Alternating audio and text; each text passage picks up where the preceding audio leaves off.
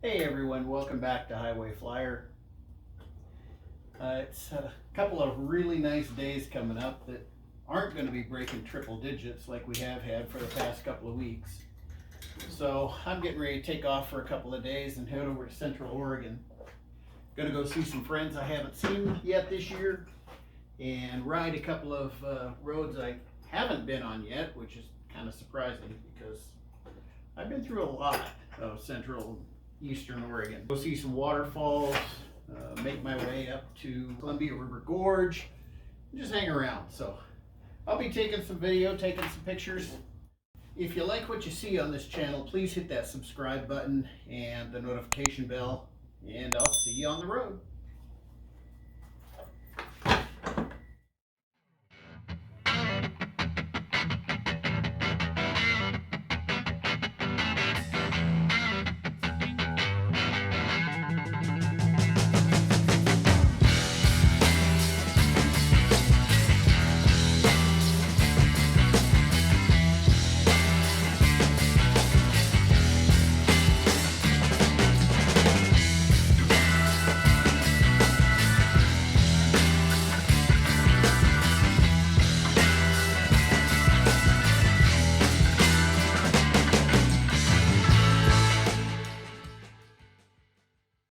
You'll see on the video, if you look to the left, there's a sign that says motel. This is by far and away the best place to stay in John Day.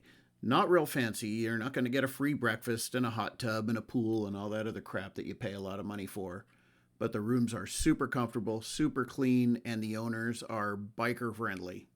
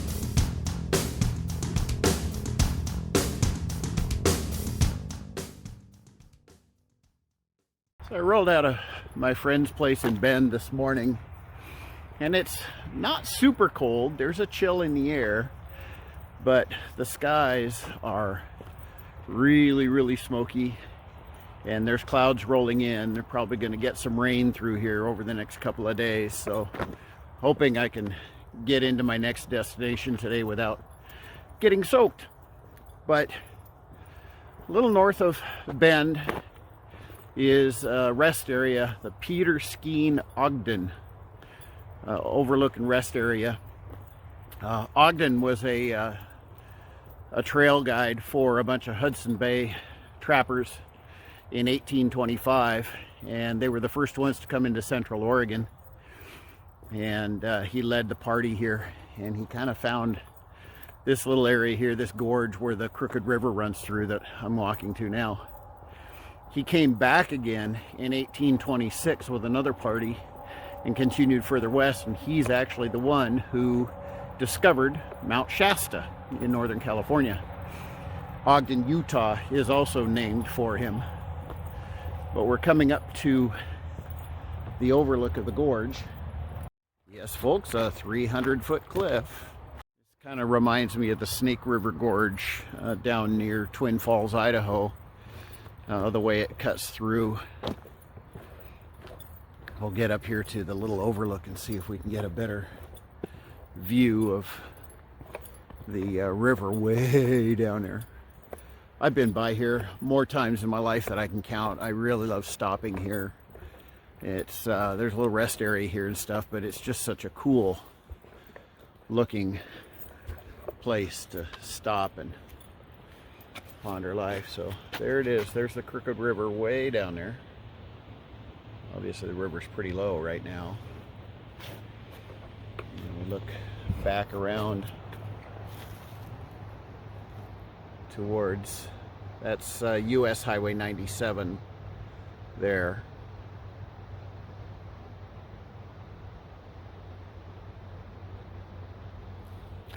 And then the park and the rest area is just beautiful. Kind of a neat distraction from blasting up the highway. So, but that's what I'm going to do. I'm going to get back on the road and make some tracks up north.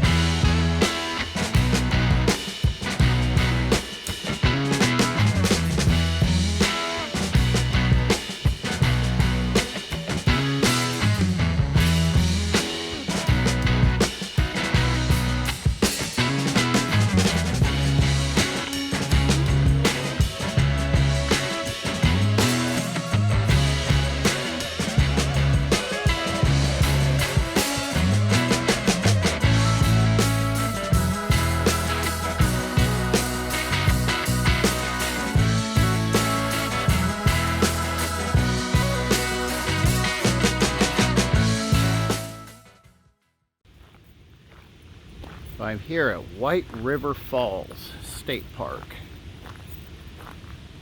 Dodging a couple of rain sprinkles, and I thought I just heard some thunder rolling off there in the distance, but we're gonna walk down here to the viewpoint and take a look at the falls. I've been through this part of Central Oregon so many times over the years, and for some reason I've never come and stopped here at this park. But you can see this is pretty forlorn country out here. And this is just north a little bit of the town of Maupin, which is down along the river, the Deschutes River, I believe. And I think this is the White River that we're on here.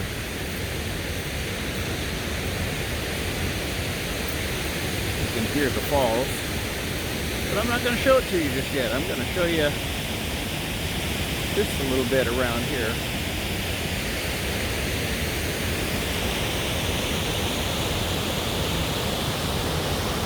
And there it is. Look at that.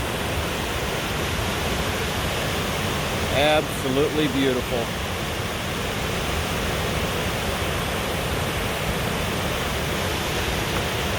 Might have to come back here in the spring when the snow melt's running and see how much grander and much more violent it is. You can see kind of some of the runoff pipes and that. not too far from here, so I'm sure the water gets up pretty high sometimes.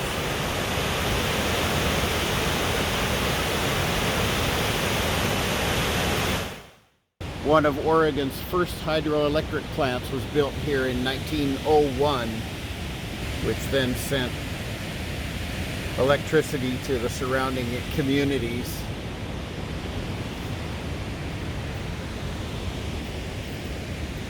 It's not a real big state park. Just come out and sit and watch the falls for a while.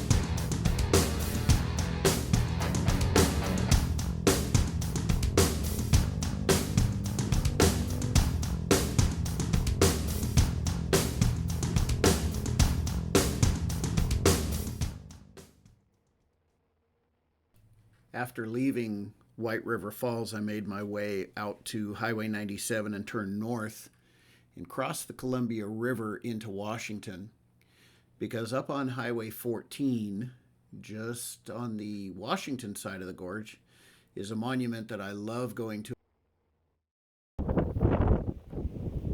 Sitting up on the bluff above the Columbia River and just east of the town of Goldendale, Washington, is something pretty cool. I know this wind is brutal. Hopefully you'll be able to hear me. But that's looking west down the Columbia River. And over here is Stonehenge. A couple of videos ago I told you about our visit to Carhenge in Alliance, Nebraska, which was a replica of Stonehenge made out of cars. Whereas this is a replica of Stonehenge made out of stones. This has been here for a long time. I'm not quite sure how long ago it was built. And I've come up here a number of different times on my way through this part of Washington or Oregon. Oregon's just across the river there, across that bridge that you saw. It was built in honor of the military personnel that lost their lives in World War I. And it is built to the same size and scale of the Stonehenge in England. A sign here at the monument says this structure was dedicated in 1929. I'm sheltered from the wind in here a little bit.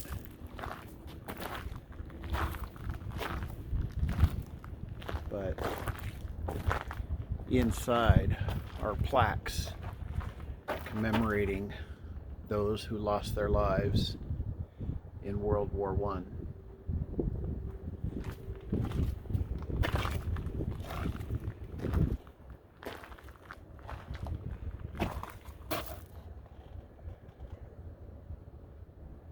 Here's one that was 30 years old.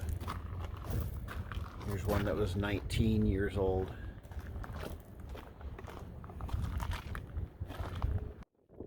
You can see the view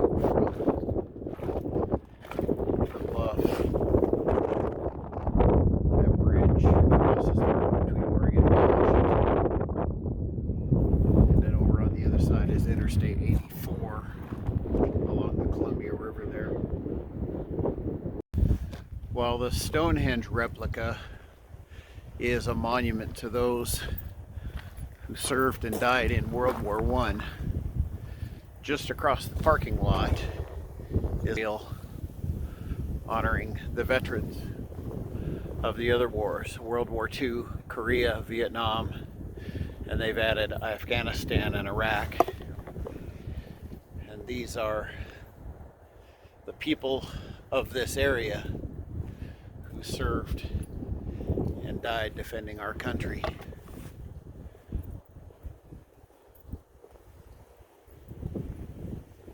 With the towns they came from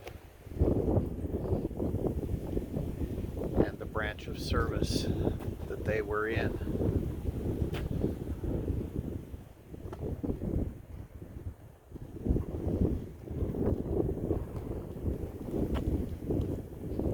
One thing to remember when you come up here or when you travel through this area, it is always windy.